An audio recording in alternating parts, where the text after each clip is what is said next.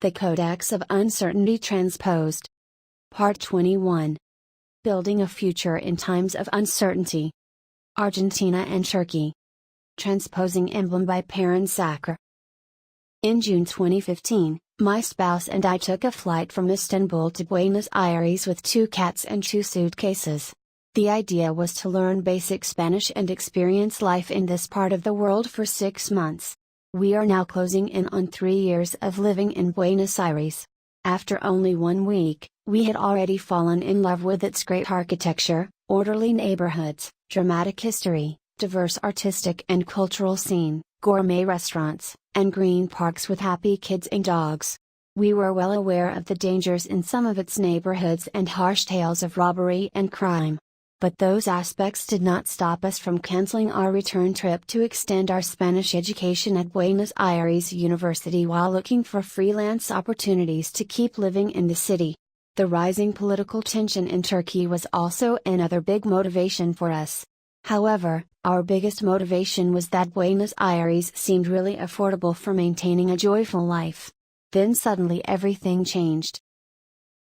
In December 2015, the Argentinian people voted for reintegration into the rest of the world after years of living in a closed economy with high tariffs, import restrictions, and a lack of economic cooperation with Western economic institutions. The political coalition of Cambiemos, which means Let's Change, presented a new dream with potential new investors that were expected to come in the years after: cheaper high-end products, lower inflation, a reduction in tariffs, an increase in job opportunities, and a government with zero corruption. After winning the election, Argentinian President Mauricio Macri opened a new communication channel with the US and EU, promising to pay Argentina's previous debts to international funds in order to bring in new investments. Argentina's main source of income has never depended on the production of sophisticated technological products but on the agricultural and livestock industry. Although many Argentinians have been longing for the image of a powerful country since the turn of the 21st century, Argentina is one of those developing markets that has missed the train of technological investment over the past 40 years. The political instability, further undermined by several military coups as well as populist governments, is the main reason for its slow economic development. After the big economic crisis in 2001, the Kirchnerist government closed the doors to Western institutions and aimed to revive the Peronist economic policies of the 1950s, focusing on a self-sufficient economy and protecting lower-income classes from the pitfalls of neoliberalism through heavy subsidies. Until 2010, Argentina was one of the developing markets that benefited from the generous circulation of money around the world. However, the slowing flow of money, stories of corruption, a lack of solid investments and the globalization demanded by younger generations put an end to the Kirchnerist dream and paved the way for the rise of Cambiemos. Although Cambiemos took office with big promises and lots of enthusiasm, what followed over the next 2.5 years were shocking increases in the cost of utilities: 1,000% for gas, 1,700% for electricity, 233% for transportation, and 550% for water. The cumulative inflation over the last 2 years was reported to be 85% while wages increased by only 15 to 20% annually. The government eliminated almost all subsidies to end the populist policies of the former government. But this led to tremendous unrest, with both the opposition and even the government's supporters objecting and causing several major protests that sometimes ended in violence.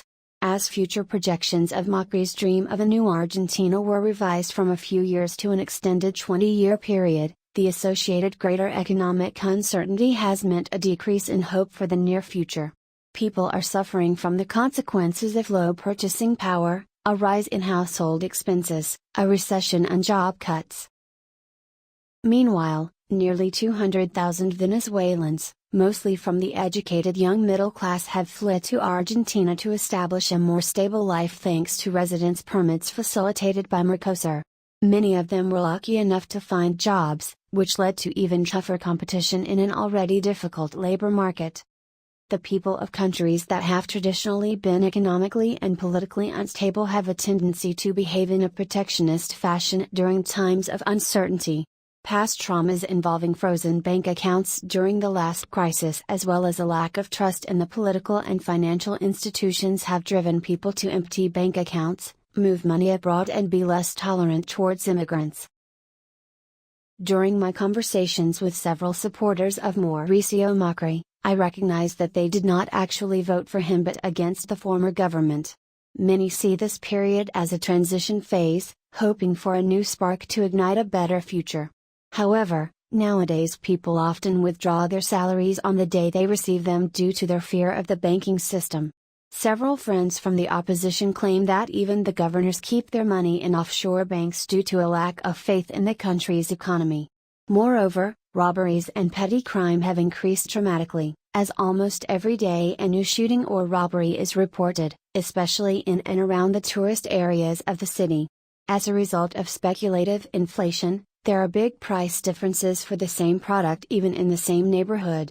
Shopping in Buenos Aires has turned into a treasure hunt in search of the cheapest product and discount at big supermarkets.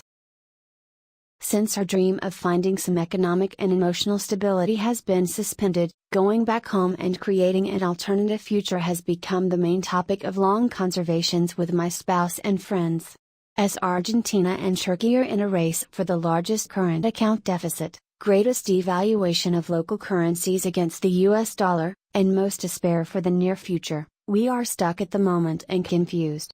Our financial situation will not be able to bear any further significant price increases in the main items we need to survive.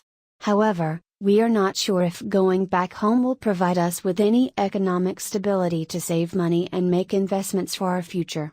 Turkey has received 3.5 million Syrians in the last 5 years, and the Turkish population is not happy either, in part because of the increase in competition on the labor market. Meanwhile, there are not any solid investments except for the real estate market. Increasing polarization, hostility, and worsening political relations with the rest of the world do not make our homeland one of the best places to return to except for the love of family and friends. Trying to live in a Zen state of mind, I continued to dance with my beautiful, new Venezuelan friends in my flamenco class, enjoy the great artistic and cultural scene in the city, share quality moments with my spouse and cats, while dreaming of a beautiful future at an uncertain time in an unknown place.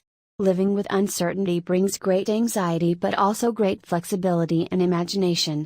As long as the planet survives, there will always be ways of getting by. However, the prospect of establishing any economic and emotional security will likely remain a mystery for the foreseeable future.